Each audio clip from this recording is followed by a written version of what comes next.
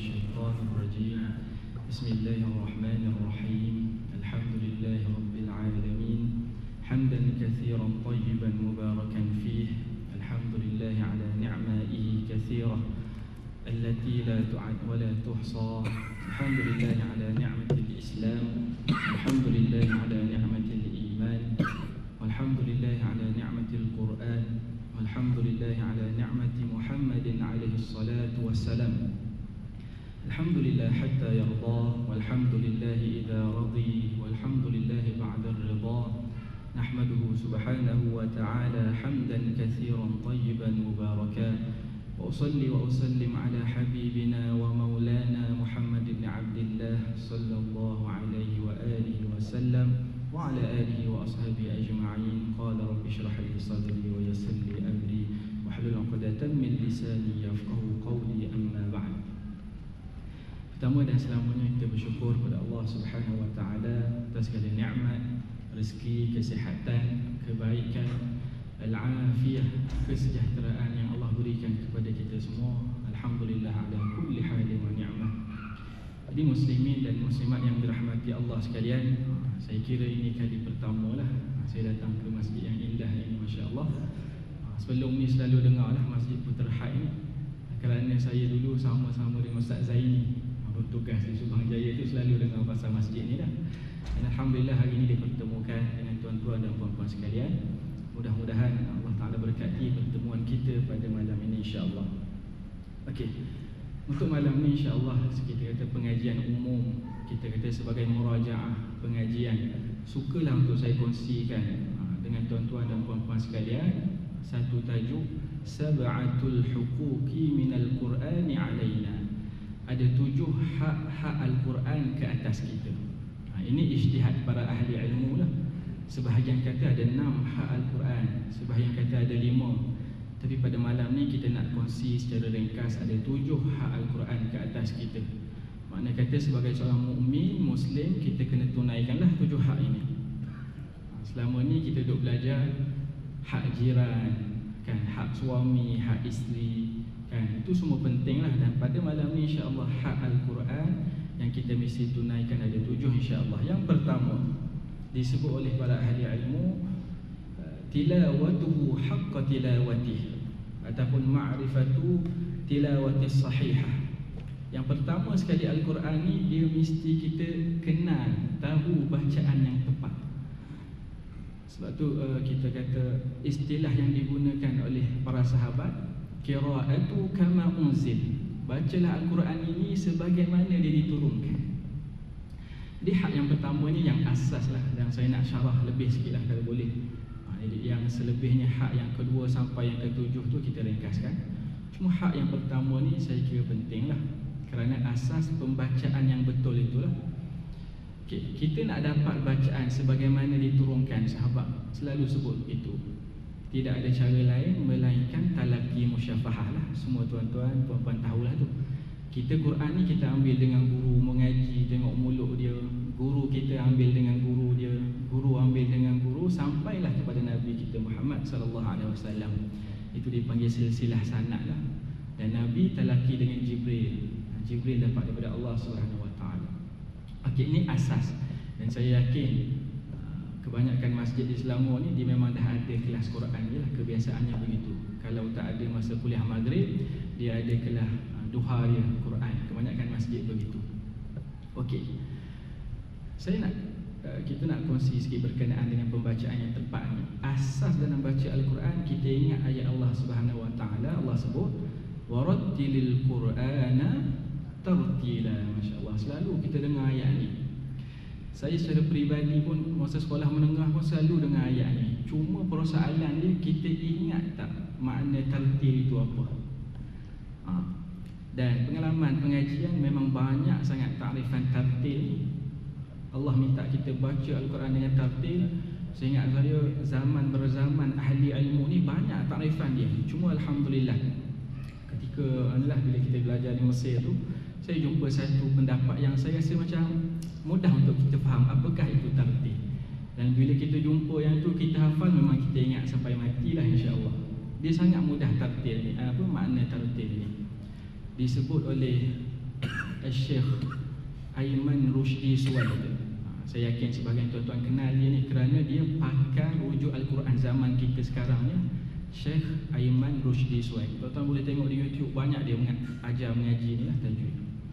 Dia kata masuk tartil yang paling mudah dia sebut, akhrijuhu harfan harfan. Pendek tu tuan.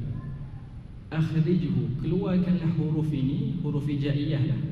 Huruf Al-Quran ni bermula dengan alif sampai ya tu kan. Kalau saya boleh tanya tuan-tuan, berapa huruf semua tu? Kita duk hafal, Masya Allah 28 kan, Masya Allah. Sebahagian kata 29 kalau kita asingkan Hamzah tu. Tapi tak apalah, 28 tu tepat. Jadi kita keluarkan setiap huruf alif sampai ya ni satu persatu. Bukan makna kena lambat baca Al-Quran, tak. Dalam erti kata kita kena menunaikan setiap hak-hak huruf ini. Dan huruf hijaiyah ni alif sampai ya tu, setiap huruf dia ada dua hak dia. Yang ni saya nak bincang sedikit. Huruf alif, ba sampai ya tu setiap huruf ada dua hak, iaitu makharijul huruf dan sifat. Tempat keluar huruf dan sifat huruf. Tuan-tuan yang ni saya yakinlah kalau kita belajar tempat keluar huruf, kita belajar sifat huruf setiap huruf ni, tuan-tuan bukalah muka surat mana pun Al-Quran ni, boleh baca dengan baik. Kerana cuba tuan bagi tahu saya, dalam Al-Quran 114 surah ini, 30 juzuk ini, 6,200 lebih begitu ayat kan.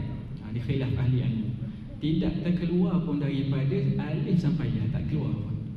Jadi ke makna kata huruf dalam Al-Quran ni alif sampai ya tu je lah 28 huruf. Cuma dia berulang dalam kalimah ni, dalam kalimah.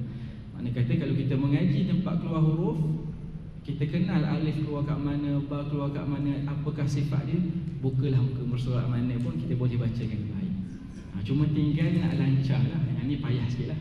Nak lancar, tak ada jalan lain lah, kena selalu mengaji. Itu je jawapan dia. Okey, saya nak terang sikit tentang kepentingan ni tuan-tuan, sebagai pengulangan lah. Ranking yang utama nak belajar Al-Quran ni dari sudut fiqh awlawiyat, fiqh keutamaan nak belajar Al-Quran. Tuan-tuan nak ajar anak, nak ajar cucu-cucu ni kan, dalam bab tajwid ni yang paling utama sekali lah, ajarkan dia makhraj huruf dengan sifat. Saya bila kita dah mengaji ni, kadang kita duk fikir zaman muda, zaman sekolah rendah lagi kita belajar tajwid ni. Tetapi kita duk ingat, kita duk kenal yang paling penting sekali, nun mati, mim mati. Itulah kita duk ulang. Masuk sekolah menengah pun sama juga. Saya masuk hak tahfiz pun itulah yang ditekankan. Sebab ada exam dan sebagainya. Nun mati bertemu ba, iklab kan, bertemu dan selainnya idgham, ikhfa yang kita selalu belajar tu. Kebanyakan hari ini kalau kita tanya, dia tak ingat pun sebenarnya, tetapi dia baca betul insya-Allah. Sebab itu kita kata baguslah belajar nun mati, min mati tu, tapi dia yang lebih utama belajar tempat keluar dulu. Kerana tempat keluar ni ranking yang pertama. Kalau kita silap, boleh jadi lari makna. Silap antaranya yang selalu berlaku, tha jadi sin. Kan tha mesti keluar lidah, tha mesti keluar lidah. Tha thi thu ath, tak kira lah baris mana pun, tha thi thu ath, mati pun keluar lidah.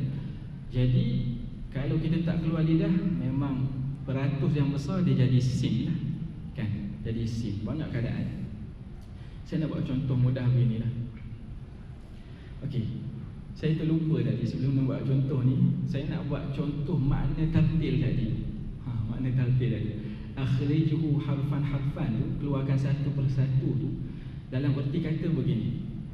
Kalau tuan-tuan dengar orang baca Al-Quran, dia baca contoh, innal ladzina kafaru sawa'un 'alaihim a anzartahum am lam tunzirhum la yu'minun. Yang ni kita kata confirm lah, tak tartil kita kata. Kerana apa? Tuan-tuan yang hafal ayat ni, tuan-tuan akan ingat setiap huruf tu makhraj dengan sifat tak sempurna. In dia tak dengung, innal ladzi mesti keluar lidah, dia tak keluar lidah. Sawa'un 'alaihim, wajib tu tak cukup 5 kan. Anzartahum, dia tak jangan tebal sangat. Ramai orang baca anzartahum, sepatutnya anzar. Kat sini ramai. Biasanya kalau muslimat lah, kita pengalaman lah, muslimat ni kalau bahagian za yang mati, ra yang mati ni, dia baca nipis, anzar zar. Kalau lelaki anzar, dia tebal sangat pula. Sepatutnya kalau kita belajar ra ni, dia tengah-tengah je, anzar Zau tebal tapi tengah-tengah. Zau bukan zau ataupun bukan nipis. Zau. Yang ni kita bahas tartil Al-Quran lah. Maknanya kalau kita mengaji makhraj huruf dan sifat huruf, kita akan dapat yang ni insya-Allah. Paling kurang kalau kita dengar dia baca tu, kita hafal ayat ni, kita boleh imagine dalam kepala kita.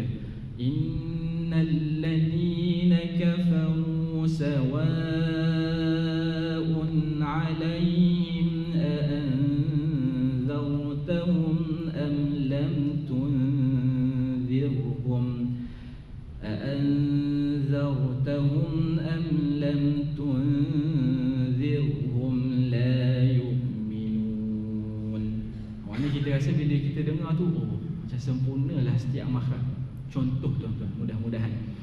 Jadi nak dapat bacaan yang tartil, kita kena jaga dua tu insya-Allah. Orang tanya, Ustaz, dah nun mati, mim mati yang saya belajar, Syekh Aiman Rusdi Suwaid ni dia kata takmilah ataupun tahsinat, takmilah dari sudut penyempurna sahaja. Kalau kita belajar makhraj